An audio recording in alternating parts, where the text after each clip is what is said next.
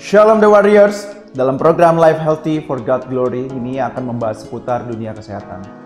Membicarakan gaya, pola hidup yang sehat yang dipadukan dengan kebenaran Alkitab. Pastinya memberkati kita dengan ilmu pengetahuan lebih lagi. Jadi, saksikan terus, jangan sampai kelewatan. Dan juga jangan lupa untuk like, subscribe, dan juga berikan komentar atas tanggapan kalian di bawah ini. Kalau mau bertanya juga boleh langsung ditulis di dalam kolom komentar. Bapak Ibu Saudara yang mau memberikan dukungan kepada pelayanan kami ini juga bisa disalurkan ke rekening di kolom deskripsi di bawah ini. Yuk kita saksikan.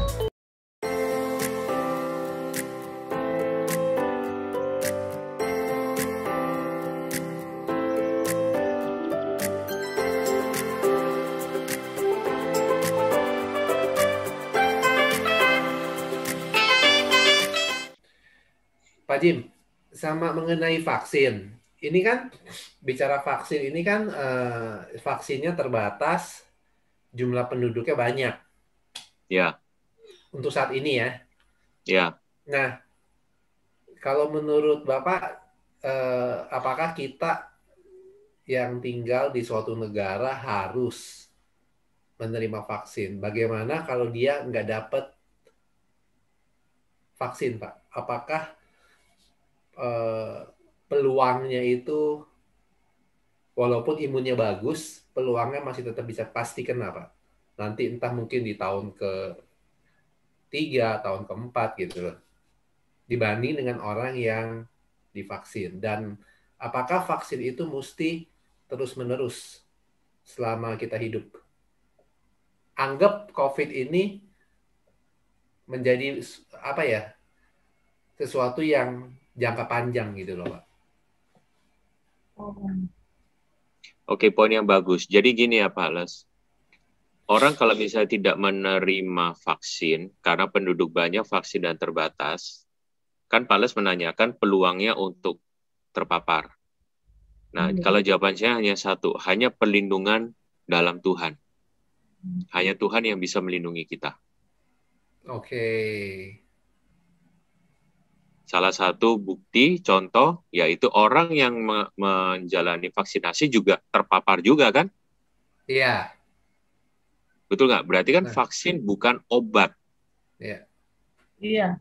Kita sudah belajar beberapa minggu yang lalu. Vaksin itu bukan obat.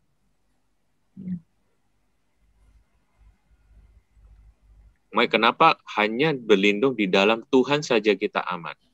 Firman Tuhan tidak pernah salah. Ya kan kita dapat berkumpul malam ini ya kan sama-sama belajar itu karena apa? Bukan karena gagah kekuatan kita. Tuhan mengizinkannya.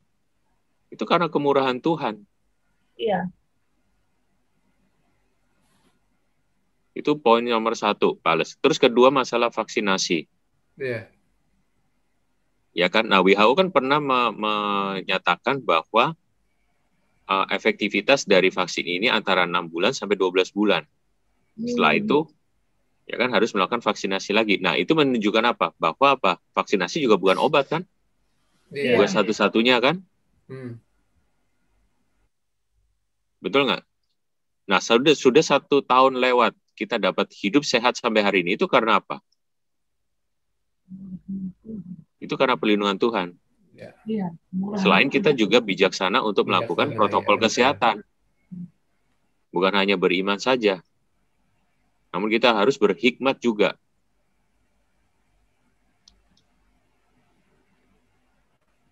Makanya saudara janganlah ya kan jemu-jemu untuk apa? Rajin berdoa setiap pagi terutama ketika kita bangun tidur. Amin, amin. Itu yang Tuhan rindukan.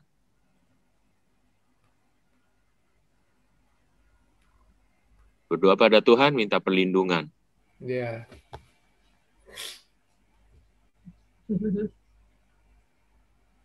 Amin. Amin. Pak Jimmy. Ya. Ini kan kita udah cukup panjang ya ngebahas mengenai COVID nih, Pak. Ya. Tapi di malam ini saya mau coba ada nanya, tapi di luar COVID nih, Pak. Boleh, silakan, Pak. Nggak apa-apa.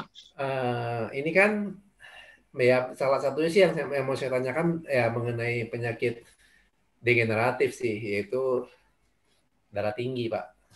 Ya, Yang jadi pertanyaan saya, kenapa sih ada orang yang dulunya nggak darah tinggi, tekanan darahnya itu rendah, tapi kenapa sekarang dia bisa tinggi ya?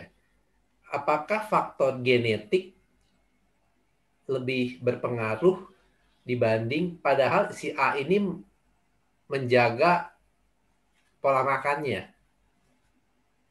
Nah, yang oke. kedua, saya melihat beberapa rekan saya itu kalau udah terkena darah tinggi, mesti minum obat-obatan terus. Ya, Ya, kita sebagai manusia kan maunya bebas obat, Pak. ya. Bisa nggak, Pak, kita bebas dari obat dengan mengkonsumsi sesuatu yang tradisional? Ataupun makan makanan yang minimal kita bebas dari ketergantungan akan obat. Karena kan efeknya mungkin kalau efek makan obat terus kan efeknya bisa ke ginjal untuk jangka panjang nggak bagus, Pak. Benar nggak sih? Benar. Nah, Jadi gini, efeknya kan akan ke gagal ginjal kan lebih parah itu, Pak. jadi begini, saya jawab satu demi satu dulu ya. Ya, Rekannya Pak Les dulu tidak ada mengalami tekanan darah tinggi terus ada, padahal ya. dia menjaga makanan. Sekarang pertanyaannya, seberapa bagus dia menjaga makanannya? Anggap dia tidak makan lemak dan sebagainya ya, Nggak makan asin-asin, makanan-makanan micin kosher gitu, ya, Pak. yang kita tahu ya. Ya, Saya nggak tahu, rekannya Pak Les kan lebih paham ya tentang hal itu. hmm. Nah, kalau memang misal dia benar-benar menjaga, ya kan, mentaati untuk makan makanan kosher, Nah, namun dia tetap dengan darah tinggi. Nah, sekarang pertanyaan berikutnya, apakah dia mengalami stres yang berkepanjangan? Baik itu ekonomi ataupun pekerjaan. Apakah dia tidurnya cukup? Apakah dia olahraganya cukup rutin? Nah, nanti kita akan tidurnya belajar di ya, Pak ya. pembelajarannya itu. Ya, Pak? Jadi bukan hanya makanan saja. Lihatlah contoh teladan kita Yesus Kristus. Ya kan, dia bukan hanya saja menjaga makanannya, namun dia juga berolahraga, bersukacita. Amin. Amin. Ya kan? Ya. Itu semua ada di firman Tuhan, di Alkitab. Ya, Pak Les, mungkin bisa tanya lebih lanjut pada rekan Pak Les itu. Nah, untuk menjawab pertanyaan yang berikutnya, apakah kalau sudah terkena tekanan darah tinggi harus mengkonsumsi obat terus-menerus setiap hari, betul kan? Jawabannya adalah ya, sayangnya itu harus makan.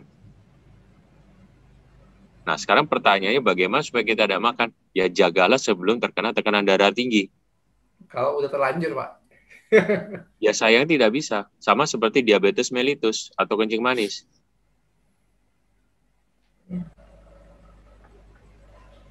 Karena apa? Penyakit degeneratif itu tidak terjadi semalam atau 2 malam saja.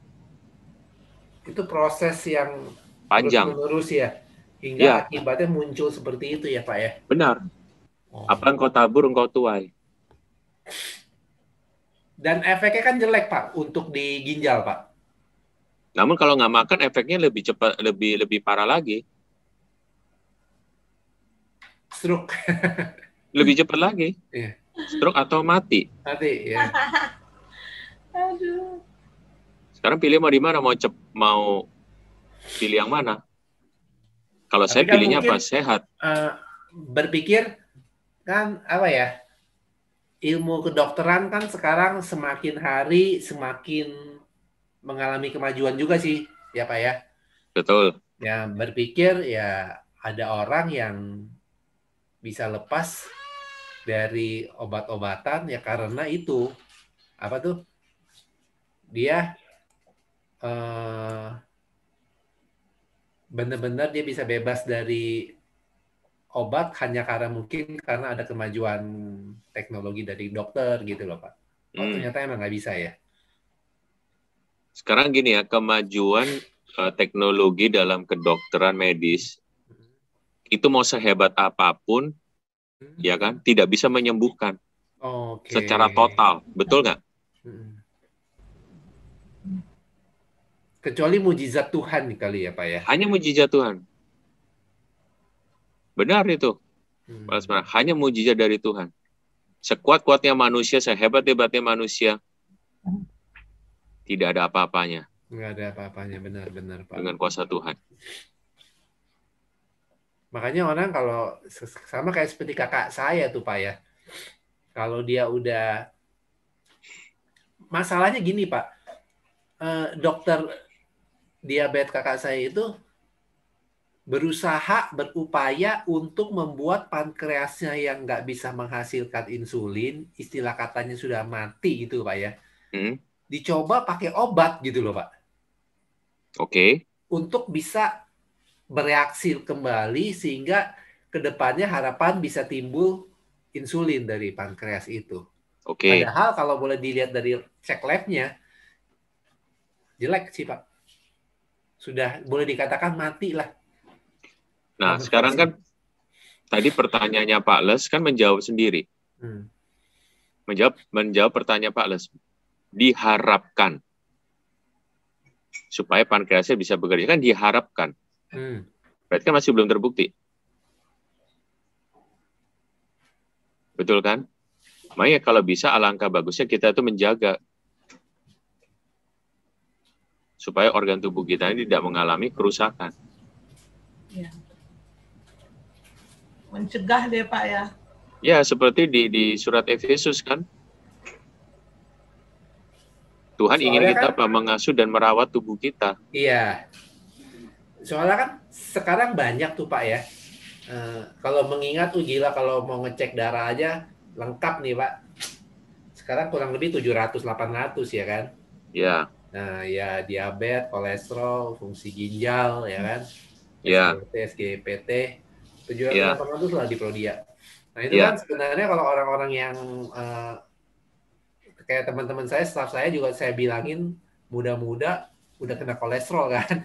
Iya. Saya bilang ya lu coba cek, cuma pas dia tanya harga segitu dia orang juga males Pak. Iya. Dan efeknya memang kalau kayak kakak saya, dia merasa badannya itu kuat, bisa treadmill-nya lama, merasa dirinya badannya bagus gitu loh Pak. Iya. Nah, mereka banyak orang yang seperti kakak saya juga males untuk ngecek. Ya gue merasa diri gue bagus, ternyata tiba-tiba ngedrop. Jadi udah terlambat gitu loh Pak maksudnya. Benar. Tapi kira-kira seusia kita sih jangan takut ya Pak untuk ngecek lah Pak ya, minimal ya. Makanya dengan kemajuan teknologi medis kan kenapa kita tidak pergunakan? Betul nggak? Iya. Nah, kita juga harus berhikmat kan? Kan tidak ada ruginya juga kita melakukan pemeriksaan darah kan? Sekarang pertanyaannya, mereka khawatir kan karena COVID-19, betul ya? Iya. Betul nggak? Itu kan alasannya kan akhirnya mereka malas untuk pergi kan? Iya. Benar Pak.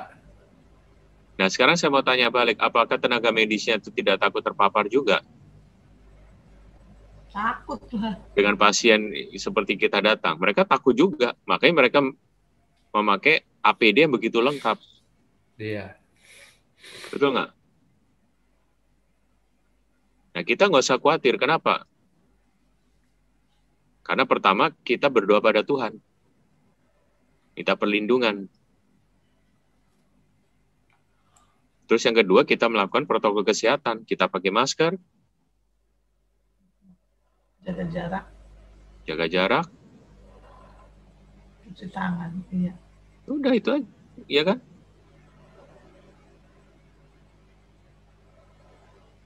Karena kan penularan COVID-19 ini harus ada interaksi dengan orang. Iya. Betul kan? Yang tidak memakai masker kan air liur bertebaran kemana-mana. Iya, ini kalau saya lihat juga nih, kayak di daerah saya ini juga nggak takut-takut tuh orang berkunjung banyak-banyak sekaligus gitu. Nah ya berharap sih selesai Lebaran tidak ada yang namanya peningkatan sih gitu ya Pak. Karena kan itu kan nggak bisa dilihatnya saat ini kan, perlu waktu. Iya, benar.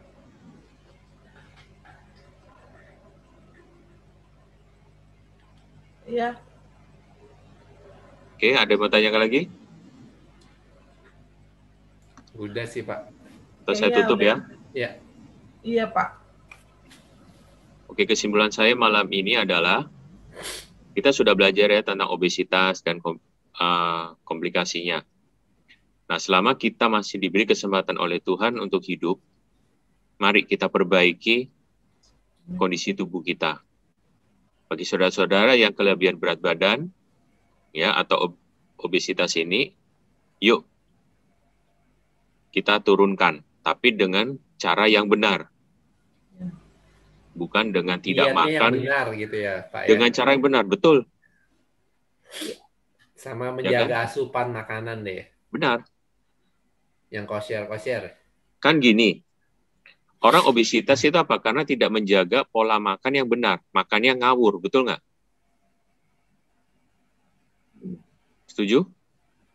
Tapi ada juga nggak sih Pak, obesitas itu karena faktor genetik Pak? Kalau dilihat dari faktor bapak mamanya. Sangat kecil. Ada juga. Ada kan?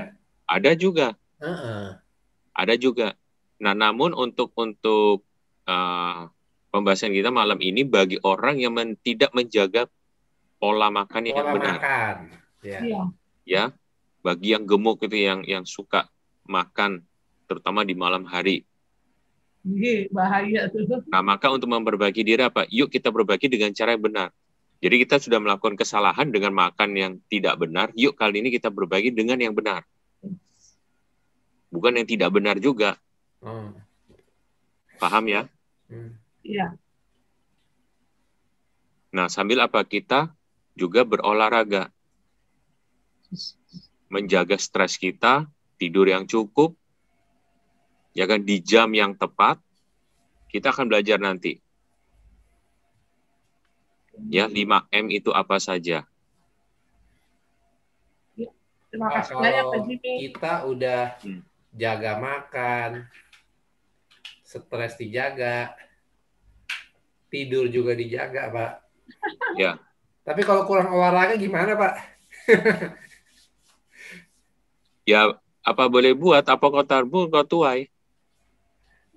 Tuhan Yesus berolahraga, Pak Les.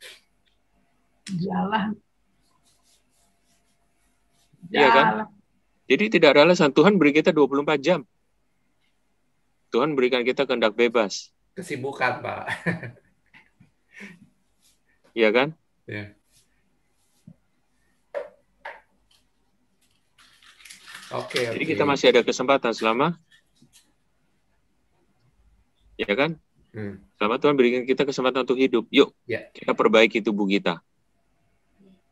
Amin. Amin. Oke, terima kasih saudara. Tuhan Yesus memberkati. Sampai ketemu Pak Jimmy, Pak Lesmana. Ya, sampai ketemu minggu depan. Ya. Sampai ketemu juga minggu depan ya, saudara semua, para YouTuber. Jaga kesehatan kalian semua. Tuhan Yesus memberkati. Amin.